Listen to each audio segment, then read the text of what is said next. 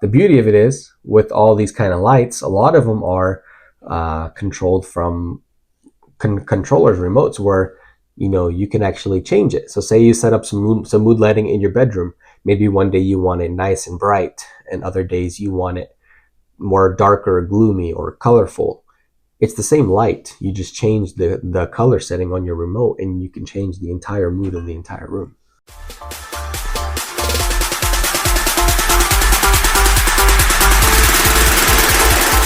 Thank you guys for joining back with us. I said that wrong, but that's okay.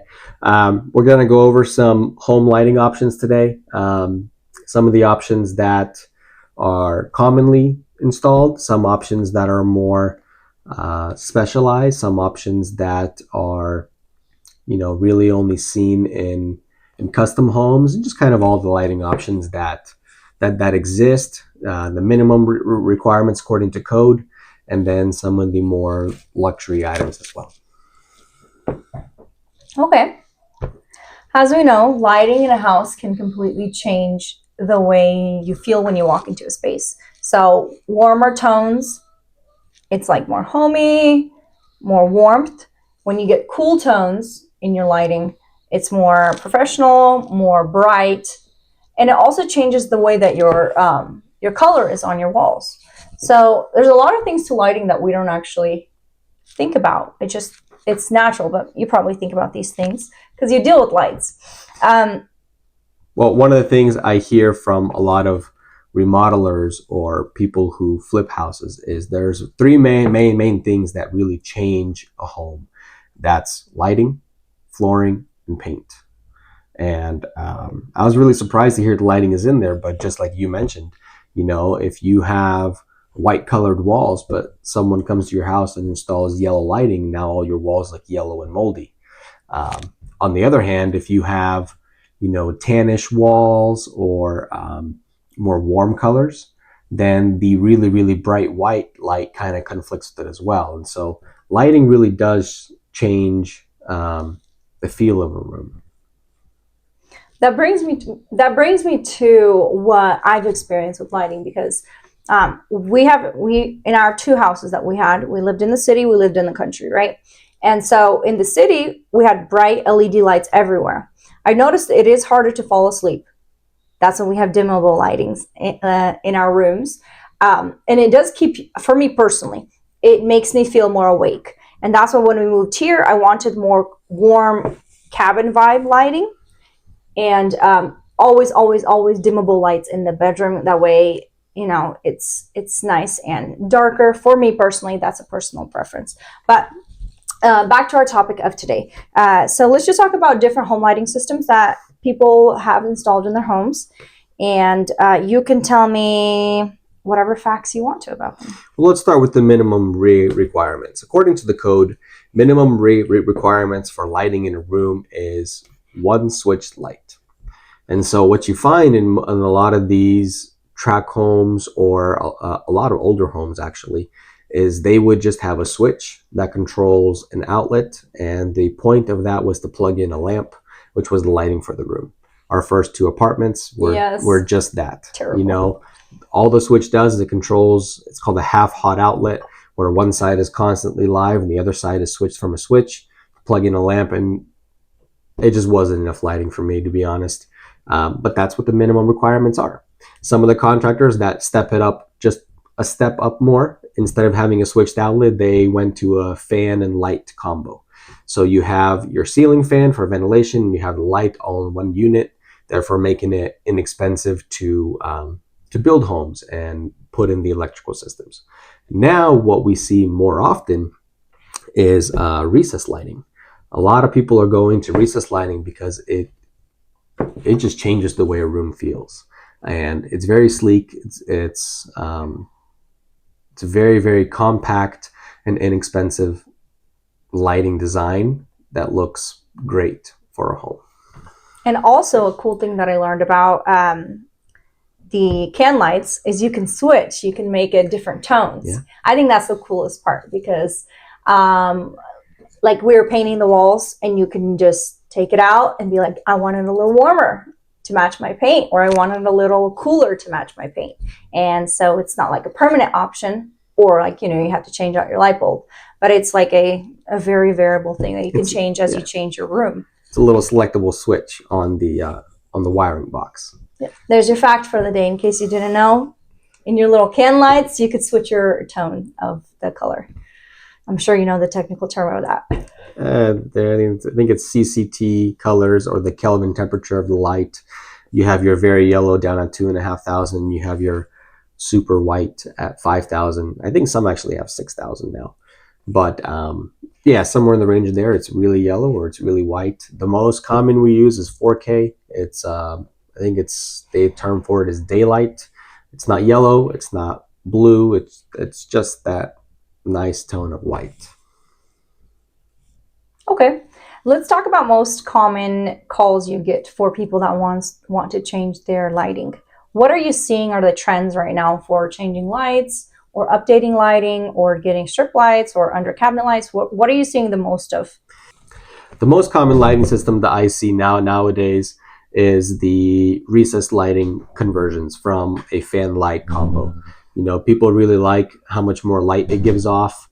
The fan is still great. Occasionally we do remove the fan if people don't use it. In other cases, we replace it with a fan without a light. Therefore, it's just there for moving air around when it's hot, and the recessed lighting is the primary lighting of the room. Since we're trying to keep it as basic for people to be able to understand, can we say what recessed lighting is? Just explain it, just small description. Recessed lighting, give me a second. All right, is it the cans in the ceiling? All right, we're back. Can I have you man the camera to make sure we can see this? Okay. Yeah.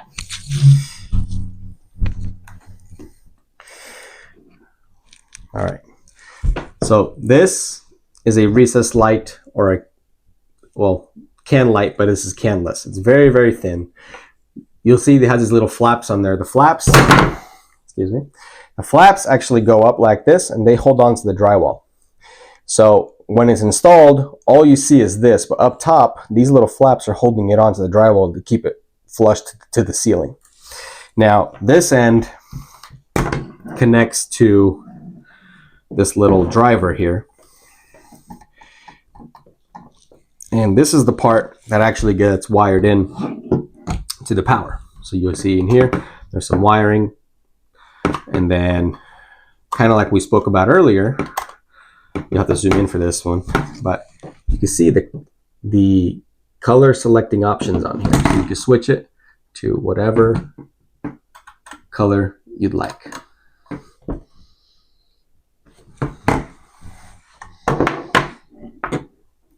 So that is what recessed lighting is.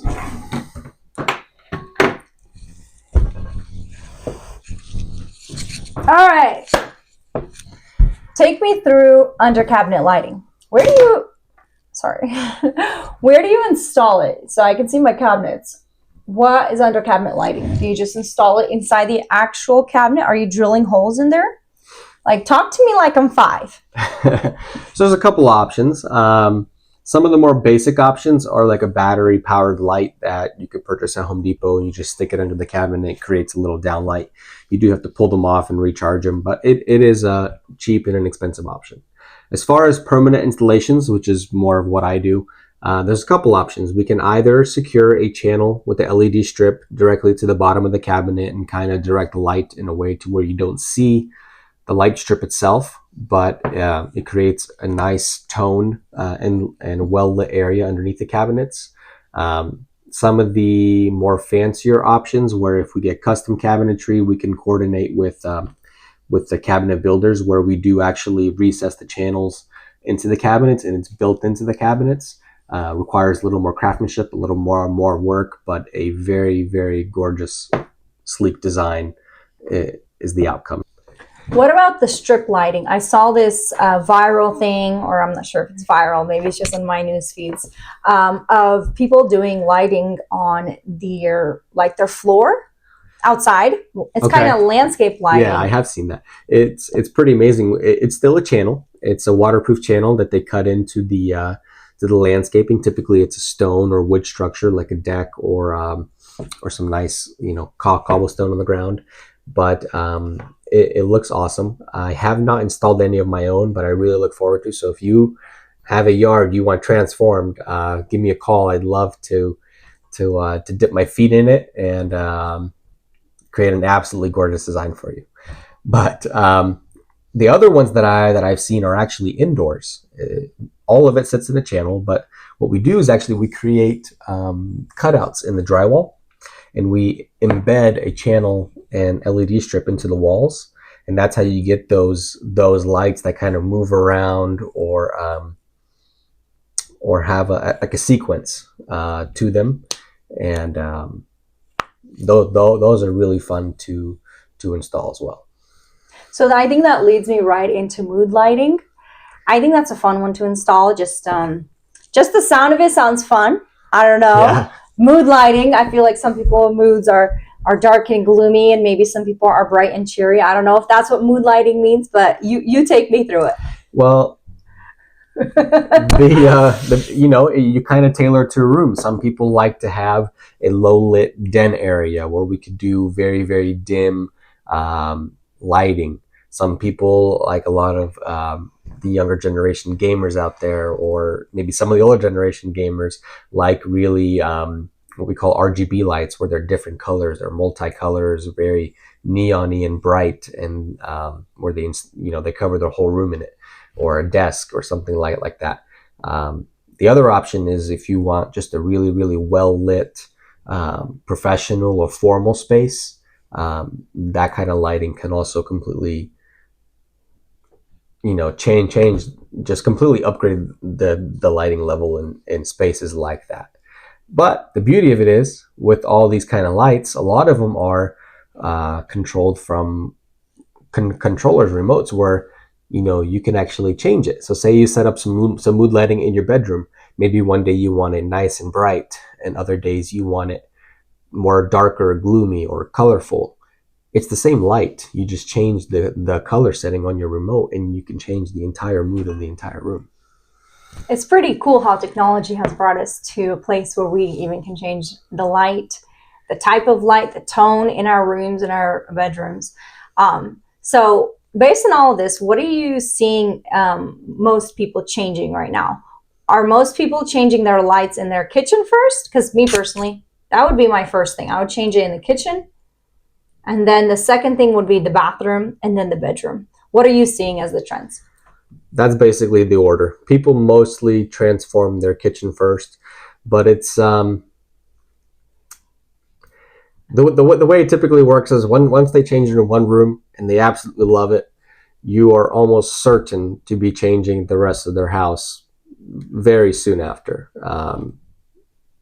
But it typically does go in that order. It's typically the kitchens or the bathrooms, and then the bedrooms, and then it's the living rooms, hallways, and everything else involved.